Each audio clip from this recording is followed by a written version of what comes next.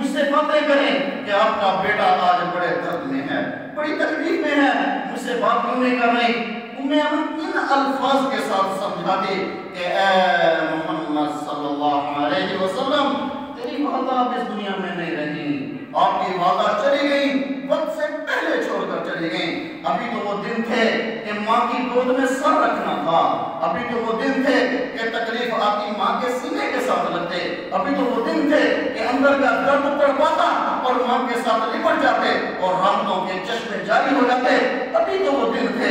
لیکن ان دنوں سے پہلے اللہ لے کر گئے، اللہ نے آزمایا اور اس امت کو بتایا کہ تم پر بھی بڑے بڑے درد کے پہاڑ ٹوٹیں گے، آزمائش کے پہاڑ ٹوٹیں گے، مصیبتیں آ کر تم کو گھیریں گی۔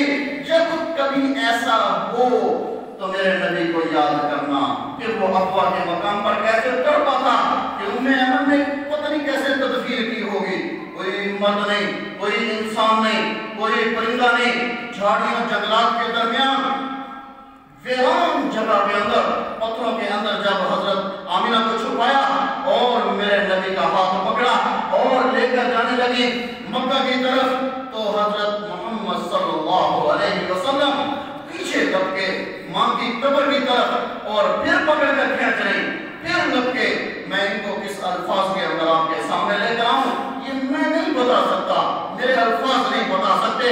یہ کبھی اس بچے کو دیکھنا جس کی ماں اس سے جدا ہو رہی ہو، کبھی اس بچے کے تڑپنے کو دیکھنا، اس کے رونے کو دیکھنا، اس کی آنکھوں کو دیکھنا، پھر دیکھنا وہ درد کیسا تھا، وہ تکلیف کیسی تھی، وہ اندر کی آنکھیں کیسی تھی، وہ بچہ کیسے پڑھتا ہوگا، وہ بچہ کیسے رویا ہوگا، وہ بچہ کیسے تڑپا ہوگا، کبھی ماں کی قبر پر لیٹا ہوگا، کبھی ماں کی قبر کو کھینچ رہا ہوگا، کبھی پتھروں کو اٹھا رہا ہوگا کہ میری ماں کو نکالو، کہاں چھوڑ کر جا رہے ہو؟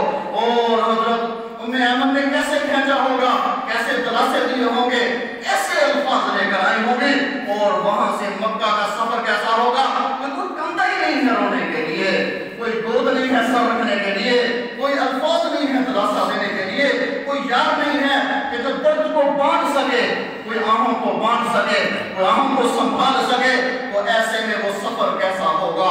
اس درد کو دیکھو گے تو مجھے میرے درد بھول جائیں گے، مجھے میری مصیبتیں چھوٹی لگیں گی کہ میرے نبی دنیا میں آئے باپ کوئی نہیں، میرے نبی 6 سال کے ہوئے تو والدہ کوئی نہیں، میرے نبی 8 سال کے ہوئے تو دادا کوئی نہیں، میرے نبی تھوڑا بڑا ہوئے تو پھر آزمائش پر آزمائش آتی چلی گئی، کبھی راستے میں کانٹے، کبھی اوپر اوجھری، کبھی اس طرح تکلیف، کبھی پتھر مارے جا رہے، کبھی لہو لہان کیا جا رہا، لیکن میرے نبی پھر کہہ رہے اللہ کو منا لو، اللہ کو منا لو، اللہ کو منا لو، اللہ کو منا لو، اللہ کی غلامی اختیار کر لو۔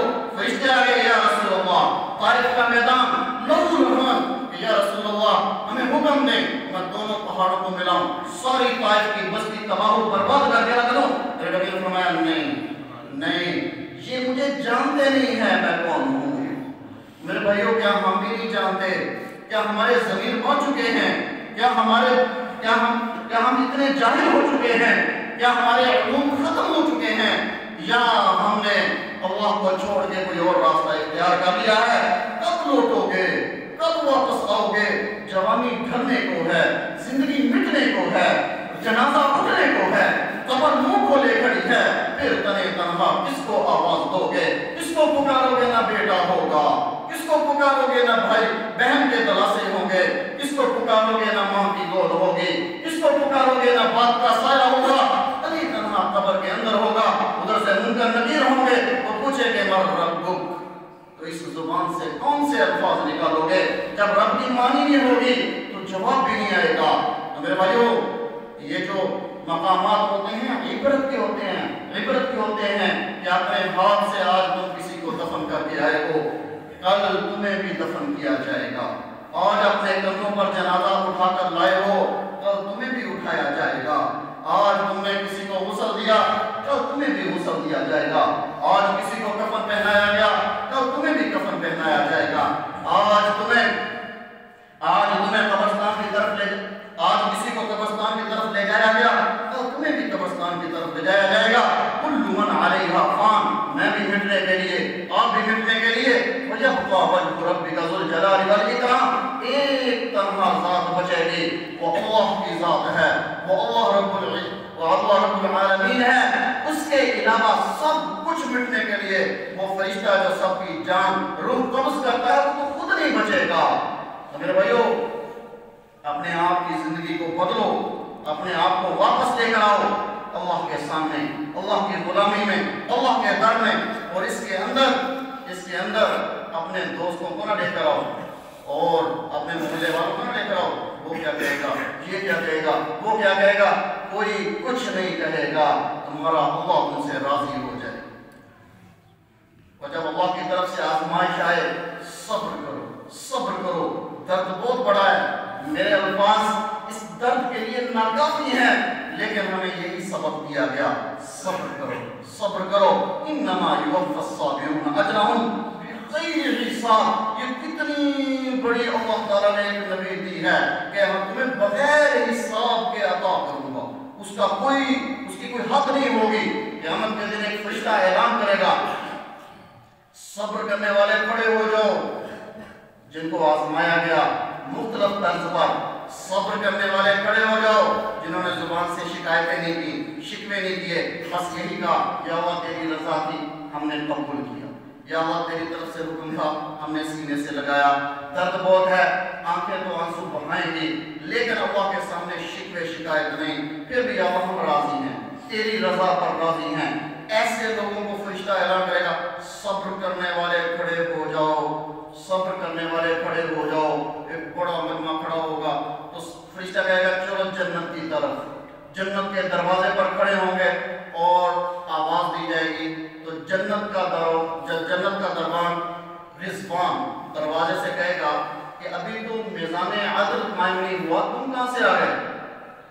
تو فرشتہ بتائے گا یہ صبر کرنے والے ہیں، انما یوفی الصابرون اجرهم بغیر حساب۔ اور یہاں اللہ کا وعدہ ہے، رضوان اللہ سے درخواست کرے گا یا اللہ یہ کیا ماجرا، ابھی تو حساب نہیں ہوا، تو اللہ فرمائیں گے یہ میرے وہ بندے ہیں جنہوں نے میری آزمائش پر صبر کیا، آج میں ان کو بغیر حساب کے عطا فرماؤں۔ میرے بھائیو، اللہ رب العزت کے احکامات اور اللہ کے پیارے نبی صلی اللہ علیہ وآلہ وسلم کی غلامی، اسی میں کامیابی ہے، کوئی دوسرا راستہ نہیں ہے۔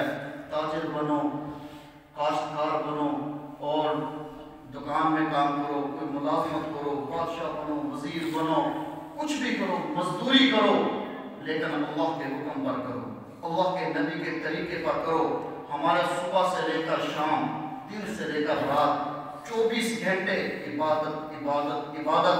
بس میرے اللہ نے فرمایا میرے حکم کو سامنے رکھنا، میرے نبی نے فرمایا میرے طریقے کو سامنے رکھنا۔ کھانا کھاؤ گے پھر عبادت اگر میرے نبی کا طریقہ ہوا، مزدوری کرو گے عبادت اگر میرے نبی کا طریقہ ہوا، اور تجارت کرو گے عبادت اگر میرے نبی کا طریقہ ہوا۔ تو اللہ منع نہیں کرتا، روٹیاں بناؤ، بنگلے بناؤ، ایمانداری سے بناؤ، عزت سے بناؤ، حلال سے بناؤ، کوئی اللہ منع نہیں فرما رہے۔ اور اپنے گھروں کے اندر اسلام لے کر آؤ، پھر گھر چلاؤ، اللہ منع نہیں فرما رہے۔ عبادت، گھروں کو چلانا عبادت، بازاروں میں کام کرنا عبادت، لیکن میرے نبی کے طریقے پر ہو۔ اور چند دن کی زندگی ہے، توبہ کو اپنی زندگی کے اندر لے کر آؤ۔ یہ مت سوچو میں کل توبہ کر لوں گا، میں شام کو، یہ تو شیطان کی چال ہے۔ شیطان کہتا ہے کہ میں ابھی لوگوں کو بہکا لوں، پھر آخری وقت میں جب قیامت آنے لگی کہ توبہ کر لیں۔ یہ شیطان نے سوچ کے رکھا ہے، ہم نے ایسی سوچ نہیں رکھنی۔ ابھی توبہ کرو، گھنٹے بعد ٹوٹ جائے پھر توبہ کرو، خود نہ توڑو، ٹوٹ جائے پھر توبہ کرو۔ 1 کروڑ کیا 1000 دفعہ بھی، 1000 کا 1000 دفعہ بھی، اور کئی کروڑ ہا کروڑ دفعہ بھی ایک دن میں توبہ کرو گے، اللہ تمہیں کبھی بھی دھکا نہیں دے گا کہ جاؤ صبح تو توبہ کر کے گیا۔ نہیں، وہ پھر تمہیں اپنے پاس بلائے گا، پھر اپنے قریب کرے گا۔ ہاں غلطی ہو اس کو چھوڑنے کی کوشش کرو، پھر توبہ پہ آ جاؤ، پھر غلطی ہو جائے چھوڑنے کی کوشش کرو، پھر توبہ پر آ جاؤ، لیکن توبہ کرنے میں دیر نہ کرو۔ اللہ رب العزت ہم سب کو معاف فرمائے اور ہمیں اپنی زندگی اللہ کے احکامات اور اپنے پیارے نبی صلی اللہ علیہ وسلم کے طریقے پر گزارنے کی توفیق عطا فرمائے۔